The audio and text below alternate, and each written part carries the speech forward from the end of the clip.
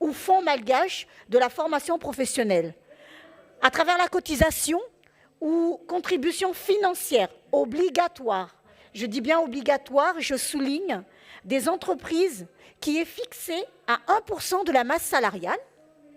Et le FMFP a pour objet de contribuer par tous les moyens à l'accroissement pour la formation professionnelle, des compétences et des qualifications de la population malgache.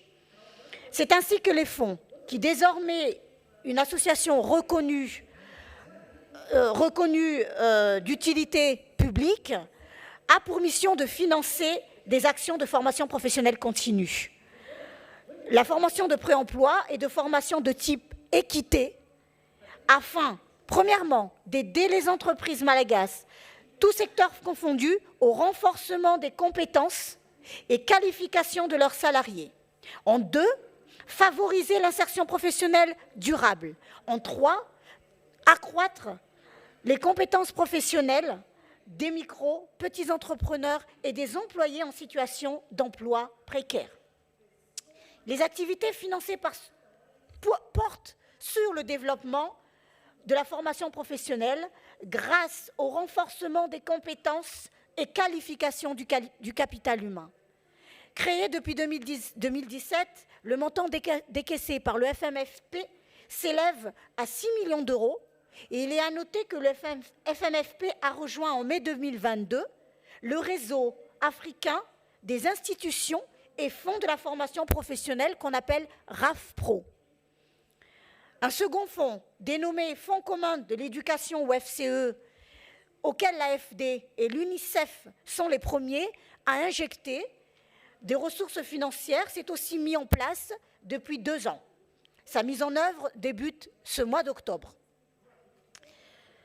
Slide 4, s'il vous plaît. The next one. Voilà. Là, on est déjà en 3. Celui du 4e. Voilà. Nous avons une politique et stratégie du TCTP optée à Madagascar. Ces 7 dernières années, notre sous-secteur s'est attelé à la mise en œuvre de sa première politique nationale de l'emploi et la formation professionnelle pour la période 2016 à 2020. Nous sommes actuellement en cours de rassembler les données et informations devant alimenter le rapport d'état de notre système aux fins de la mise à jour pour le PNFEP et la tenue des différents sommets sur la transformation de l'éducation ainsi que cette triennale viennent à point nommé. En 2015, Madagascar a adopté la loi portant politique nationale de l'emploi et de la formation professionnelle, découlant par la suite à l'élaboration d'une stratégie et de plans d'action opérationnels de mise en œuvre de la dite loi. Cette loi entend mettre en place des réformes de systèmes de formation du secteur de l'enseignement technique et de la formation professionnelle, notamment en matière de gouvernance, de mécanismes de financement, augmentation du budget alloué au secteur de l'enseignement technique et financement alternatif, du système d'information liant le marché du travail et la formation professionnelle, du cadre national de certification visant essentiellement à mettre en place l'ingénierie harmonisée de certification, la valorisation des acquis de l'expérience, ainsi que la passerelle entre l'enseignement supérieur et l'enseignement technique et la formation professionnelle. Ces réformes s'étendent également sur la réforme des établissements à travers la mise en place des référentiels de qualité des établissements ainsi que la politique enseignante. Enfin, des réformes liées à la mise en place des cadres réglementaires relatifs à l'alternance et l'apprentissage sont en gestation actuellement, en engageant toutes les parties concernées. Récemment, donc, Madagascar vient de déposer l'État malagasy vient de déposer un projet de loi sur l'orientation du système éducatif au niveau du Parlement.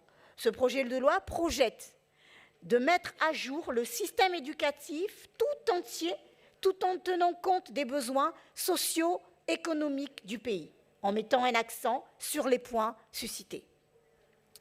Slide, the next one. La place de la technologie numérique dans la gouvernance. La digitalisation et le numérique sont désormais essentiels dans la gouvernance du DCTP. En effet, À cet effet, Madagascar a pu bénéficier de l'appui de l'UNESCO dans le cadre du programme SEDDUC afin de former la matrice des données exploitées par les établissements de formation, que ce soit pour le secteur public ou le secteur privé. Chaque année, une fiche primaire d'enquête est remplie par chaque établissement pour être consolidée par la suite au niveau du ministère. Nous avons aussi rejoint le réseau Skillman pour pouvoir disposer de plateformes dédiées au développement des compétences requises de l'industrie 4.0, entre autres le robotisme et l'automatisme, ou encore dans le cadre du projet Déclic, en collaboration avec la société Orange, qui a mis en place les espaces équipés de matériel performant pour la formation de nos jeunes en technologie numérique et en entrepreneuriat. L'intégration d'éthique dans la formation des formateurs et personnels d'encadrement a été déployée grâce à l'UNESCO au projet BR2 et CAPED de l'UNESCO, au projet Perform de l'Union européenne et de projet Jeunesse Madagascar compétente au travail, GMCT et de l'AUF. Et en dernier, je vais vous montrer ici le slide, le 7e, s'il vous plaît, the next one. Voilà. L'apprentissage à distance des formateurs et des apprenants. On dispose actuellement de 32 conseillers en ingénierie APC au niveau des sessions de leur formation, avec l'appui de l'IFEF, l'OIF, de l'UNESCO, de l'USCD et autres. Certes, dans la pandémie du Covid a provoqué des conséquences négatives dans le DCTP, mais cette pandémie a également ouvert de nouvelles opportunités d'apprentissage, qui est l'apprentissage à distance et l'utilisation de la technologie. Actuellement, plusieurs programmes et de renforcement de capacités en ligne sont disponibles pour les formateurs. Des mesures d'accompagnement ont été prises par le ministère en dotant les établissements du budget pour que les formateurs puissent se recycler. Certes, cette pratique n'est pas encore généralisée, mais toutefois, on incite les formateurs à acquérir des compétences techniques et pédagogiques à travers les portails de formation en ligne, combinés avec la formation des formateurs de type classique, c'est-à-dire renforcement de capacités en présentiel. Et ce mode de renforcement de capacité des formateurs serait une piste importante d'amélioration des compétences des formateurs du secteur de l'enseignement technique et de la formation professionnelle. D'où le choix de l'équipe dirigeante actuelle au sein du ministère de mettre en place un département dédié à la formation à distance dans le cadre de la formation des formateurs. Slide, le dernier slide, s'il vous plaît. Voilà. Donc, vers l'employabilité des apprenants et la compétitivité des entreprises malgaches. Donc, cette question d'adéquation, formation, emploi reste un des plus grands défis de Madagascar et un des plus grands défis de DCTP que DCTP doit relever. À Madagascar, toutes les réformes citées précédemment ont été entamées par son Excellence, Monsieur le Président, et met en œuvre tout type de mesures incitatives, notamment ceux inscrits dans le plan Émergence Madagascar. Mesdames et messieurs, j'espère que l'expérience non exhaustive de Madagascar que j'ai présentée vous a permis d'avoir un aperçu des approches. Je vous remercie.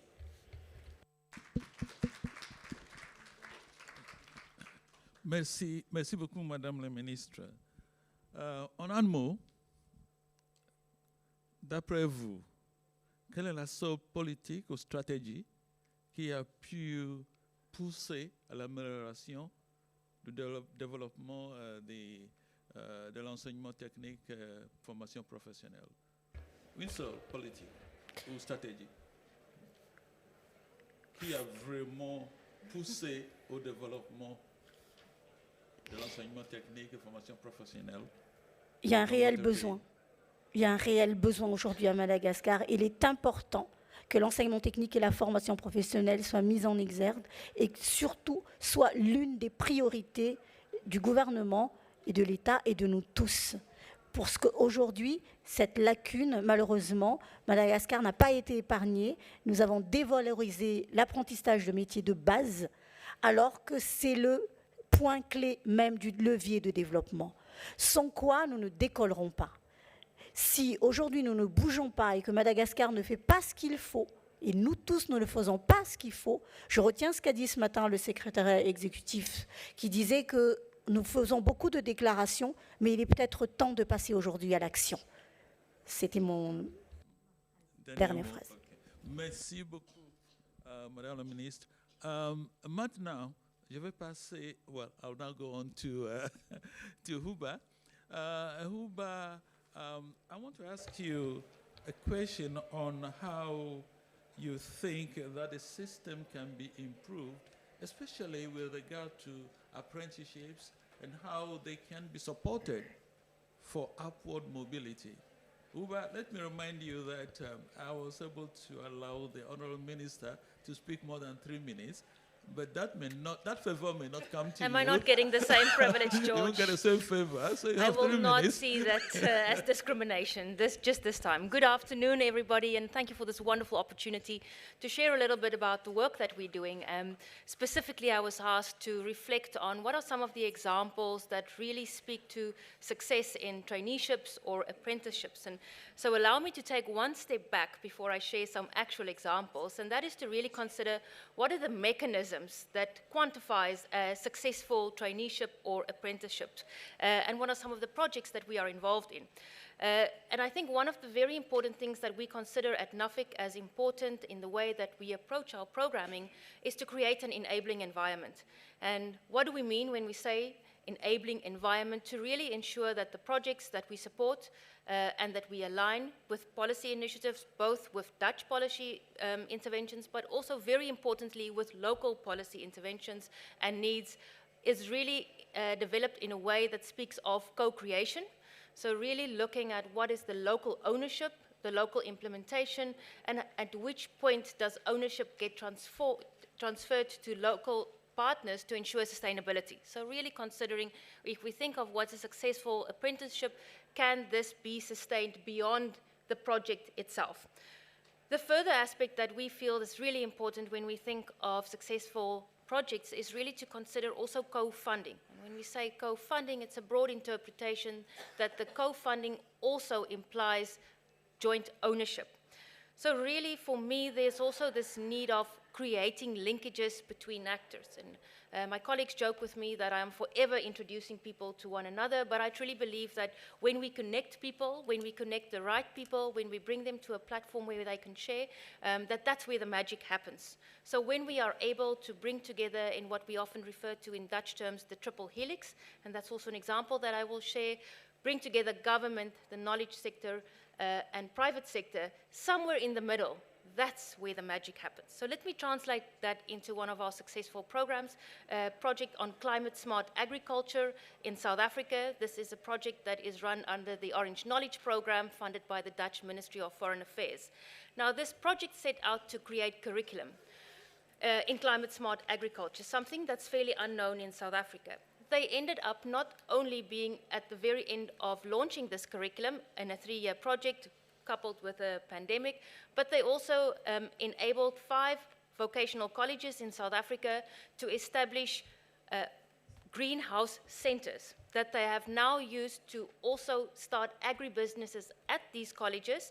And with very, very innovative leadership that came from the South African colleges, they linked these agriculture colleges and the agriculture produce with the tourism that was also taught at these vocational colleges. These trainees took up the produce from the agriculture and they used it in their tourism, and they now serve vegetables grown by their own college, their own colleagues as students, through the training that they are doing as trainees in tourism. So I think, and I'll preempt that, George, you asked me, what is my main takeaway? I think let's think comprehensively on not only thinking about new shiny toys. Of course, the shiny toys are lovely, but how do we scale existing initiatives? How do we bring together, when we sit on a panel like this, different initiatives to, in the end, create a bigger impact and not just move on to the next wonderful idea? Thank you very much. Thank you very much, Huba. Let me remind you that Huba heads the regional office of NUFIC in South Africa. Thank you very much. Now I'll skip Tim and go to Melanie to briefly tell us something about how financing and technology can support the development of TVSD. Melanie? Thank you, and I will actually build on Honorable Minister presentation and your last presentation. My name is Melanie Sani. I work with Education Development Center, and EDC has been partnering with over 25 countries, including 15 countries in Africa, with ministries of education and TVET system to facilitate the inclusion of market-driven transferable skills, entrepreneurship, and transition to work services and self-employment in the TVET systems. With each of those countries, not every single one quick question was, welcome, but we want to see solutions and innovation that help us address the gap in employment of over hundreds of thousands of young people graduating each year entering the national markets. And the question was, what can be done? No silver bullet, but scalable solutions that have been proven at scale to be efficient and cost-effective and affordable within the budgets that were presented actually by Madagascar. So a few elements, I will not go into details, but some elements that are scalable and affordable. First, the need for actionable local demand assessments that will connect effectively the TVET schools directly with thousands of small, medium, and large enterprises in the country itself, as well as ways to embed directly work-based learning and connections to those employers for immediate work experience opportunities. Let's not wait for the last 3 months of a TVET cycle for the youth to be exposed to the private sector. There are affordable ways through those job shadowing, short 1 week, 2 week, informal or formal internships to connect with the private sector, macro, small, and medium enterprises directly within the vicinities of the TVET schools. How to make it happen and empower those schools and the teachers to teach the youth to make directly those connections. Other elements are, please, let's design for scale from the beginning.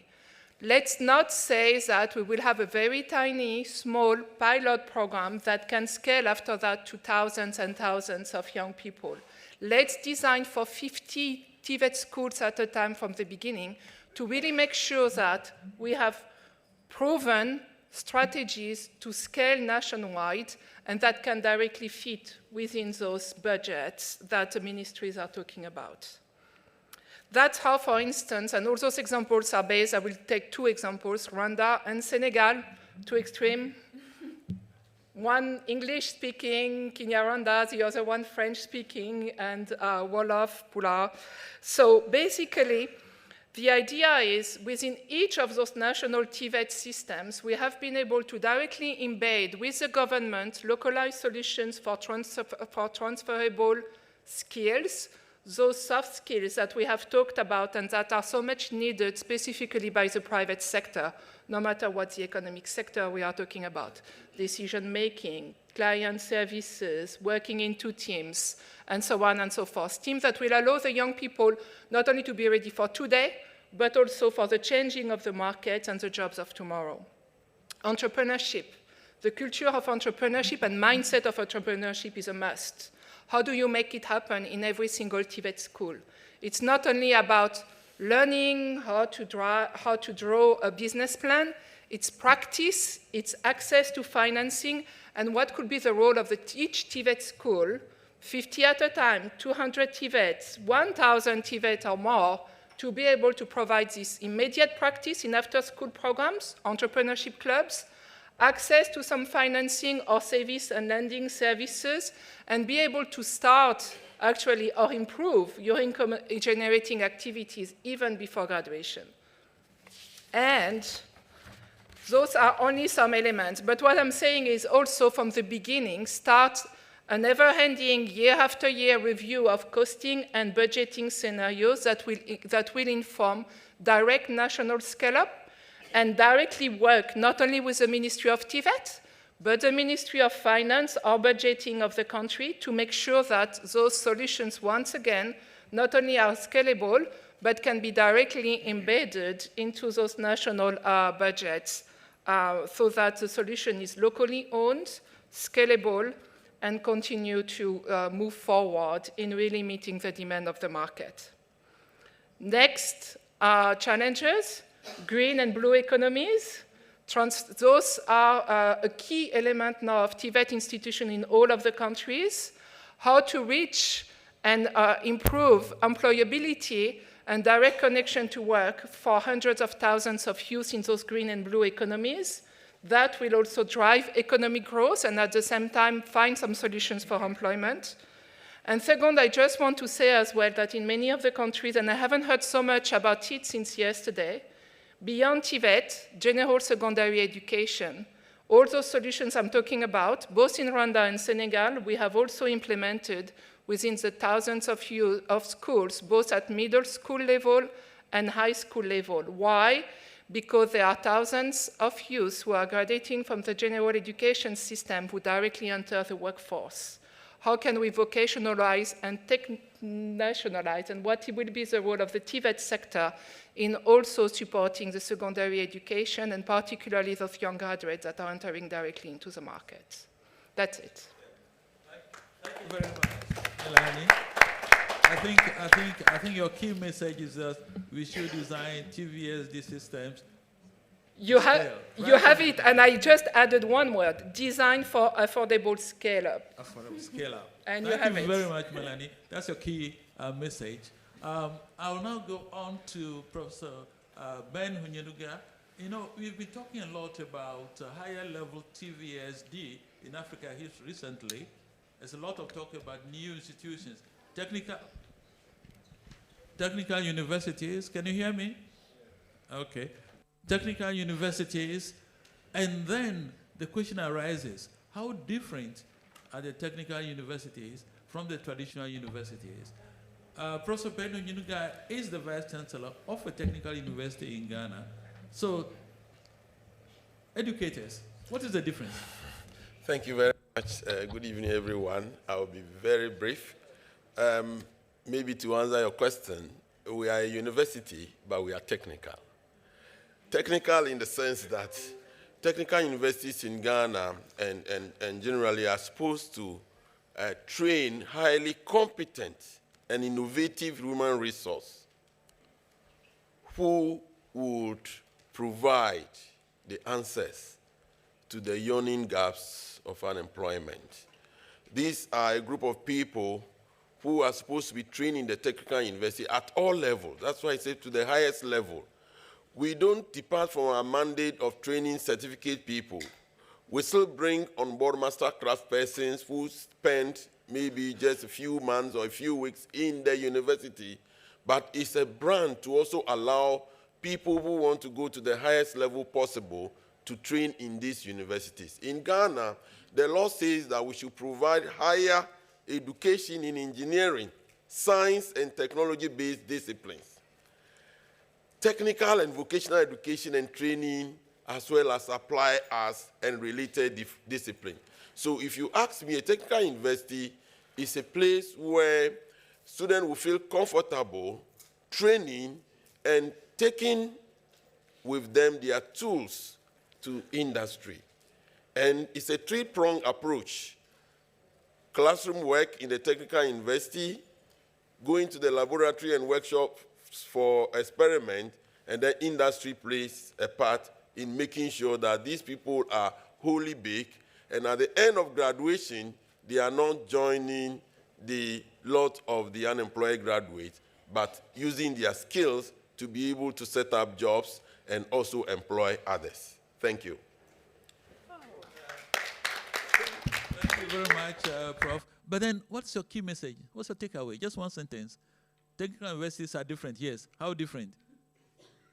We are different because we are expected to bring innovations in training competent human resource that will provide solutions to the needs of the respective countries. Thank you. Thank you very much. So innovations and also the practical nature of the training in technical universities that set them apart from the traditional universities. Now to the last panelist, and perhaps, no, I'll give you time. I'll give you at least you'll have at least your 3 minutes, don't worry.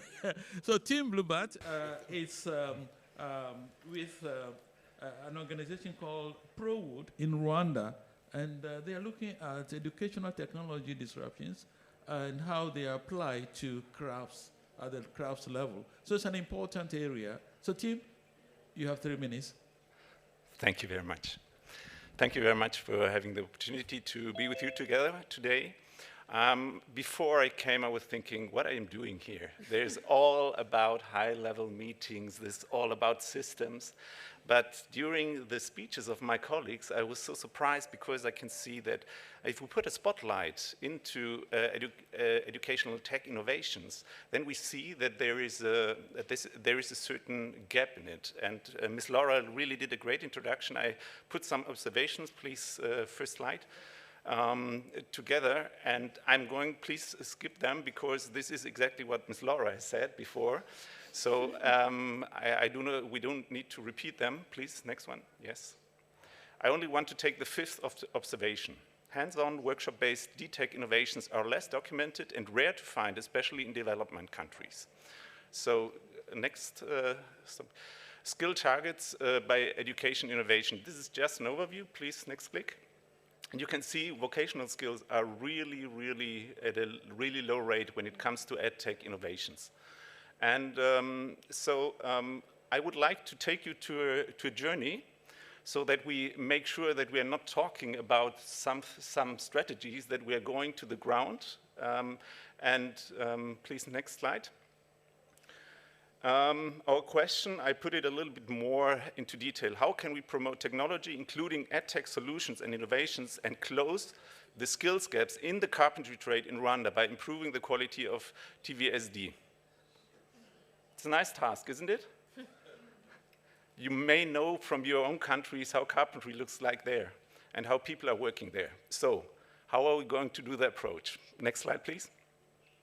Additionally, we have often, these are topics you also know probably from your own context. The entry level is often lower than in other trades.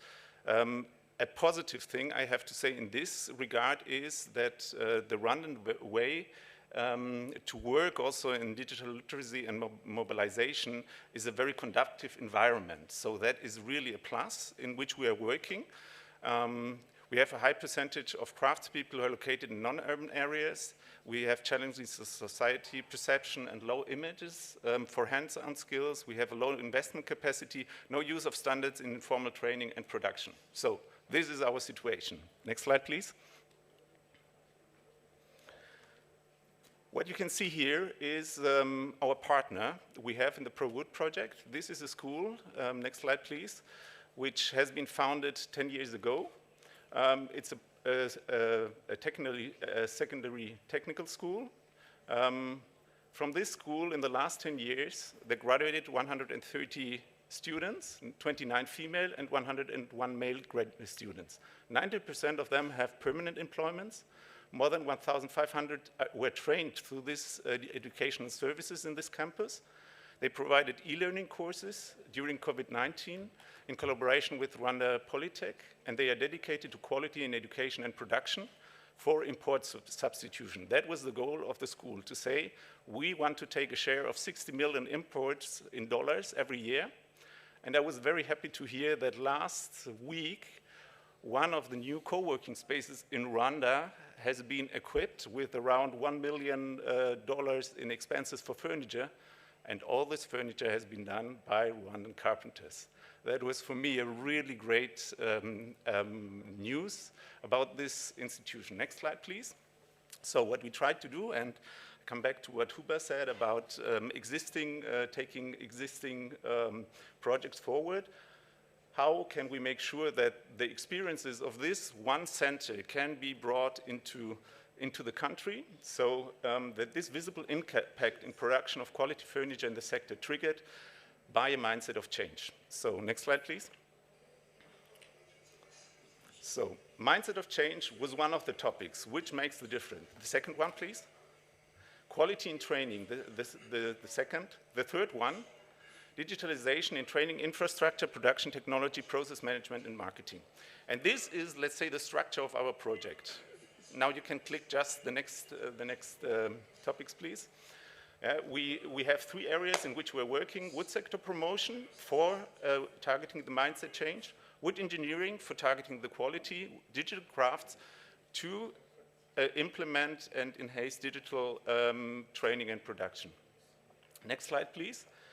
And we do this together with, on one side, the Rwandan institution, Rwanda Wood Value Chain Association, IPSC Kitabi, who is working on level 6 and 7, and Rubengeda Technical School is working on level 3 to 5, and the counterparts on the German side. Next slide, please. So, just one example how we're working, roundtable. This is a 3-month work where every stakeholder is coming together, developing new approaches, giving is kind of a sounding board, giving inputs about requests, and we are able to react between 4 and 8 weeks to answer to this request. This is our regular reaction time. Next, please. Another one, wood sector promotion. We started a carpenters club to make sure that also our female carpenters have a voice. We realized that they sometimes were not giving their input, so this is feeding into that they are part, of course, also of the round table. Next slide, please. Now we're coming to wood engineering, so the quality part. This is about carpentry instructors. It's an 8 weeks intensive course based on pedagogy and technical skills to make sure that every trainer who is trained has also a technical baseline he's working with, or she's working with. Next slide, please. We're working also in the area of wood engineering with the Polytech, and there we have an integrated project where the German partner is supporting in the curriculum, not development, implementation, giving pedagogy advices, giving content advices, and we are building, this is an eco-bungalow, we are building this bungalow, planning it in class and building it then together with the students, integrating also other IPSCs, integrating different other partners. Next slide. Digital crafts, this is a CNC operator program, a little bit more advanced, but all these programs are also concepted as evening programs and supporting the carpentry industry there in the sector. Next slide. I thought you were going to say last slide. That was it. That was it. And this is my key message. This is my key message. Mindset change, quality, and fertilizer, digitalization. Digitalization is not the entry point. Mindset change is the entry point, and quality in training. Thank you very much. Thank you very much. Thank you very much, team. We can also add that EdTech solutions can promote innovation, even at the lowest level of skills development. Now, please don't go. There is a mystery panelist that I would like to introduce to you. I've got permission from the organizers that the bus will wait for everybody who wishes to go to the dinner. So please, don't worry. The bus will wait for us. But 2 minutes for a mystery panelist. Please come and introduce yourself. But I'll give you only 2 minutes. Thank you very much. Je me présente d'abord, Brahim Toumi.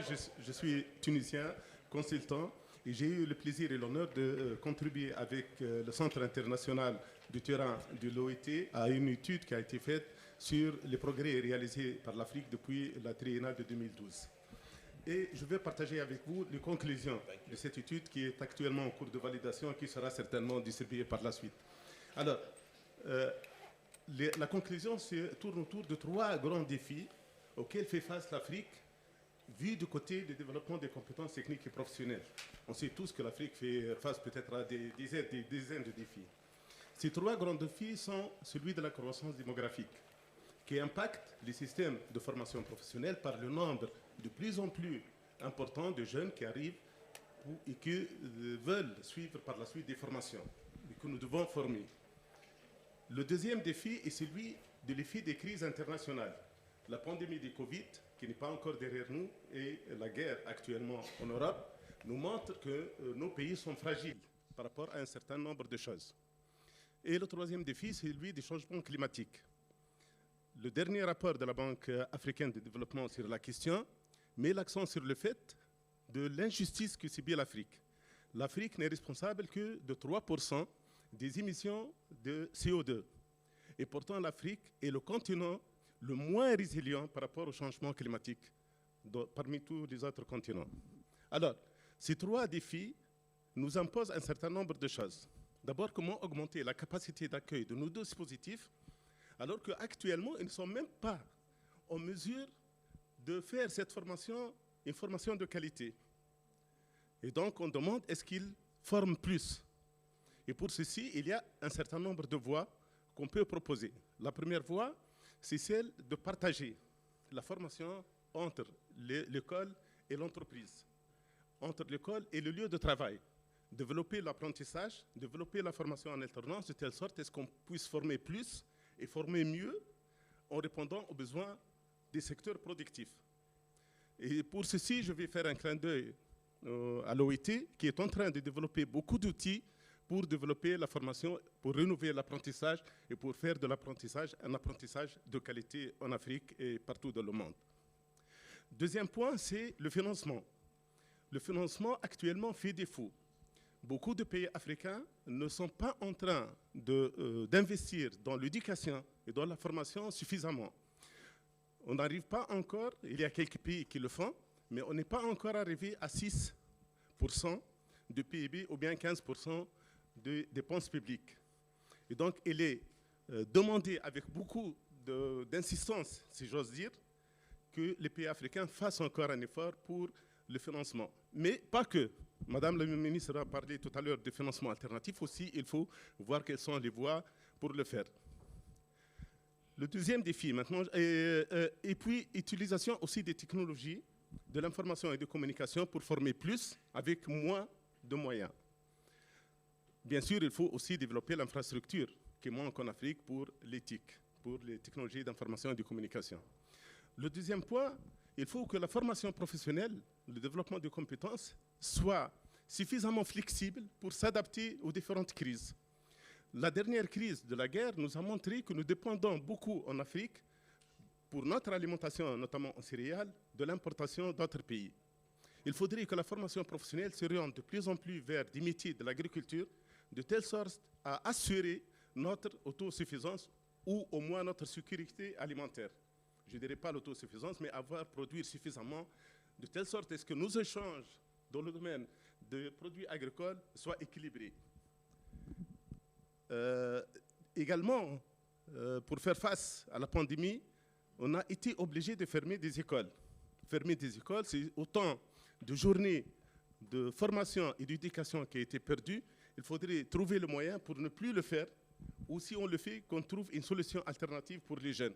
Et enfin, le dernier, c'est celui du changement climatique. Il faudrait également investir dans les métiers verts, dans les métiers bleus, dans les métiers qui font qu'on puisse avoir, et dans l'éducation, au respect de l'environnement. J'ai une petite idée, parce que moi-même, je suis de formation électricien dans le temps. Si j'étais dans le dispositif de formation aujourd'hui d'un pays, je ferais de telle sorte qu'aucun électricien ne puisse avoir son diplôme s'il n'est pas capable d'installer des panneaux photovoltaïques, s'il n'est pas capable de les faire fonctionner et de les faire maintenir. Et sur cet aspect-là, on peut multiplier les exemples. Merci. Thank you very much. Thank you. Thank you. Now we've come to the end of the session, but I'm going to ask the panelists to rather thank the audience. Please, thank you so much for resting with us. Thank you, thank you.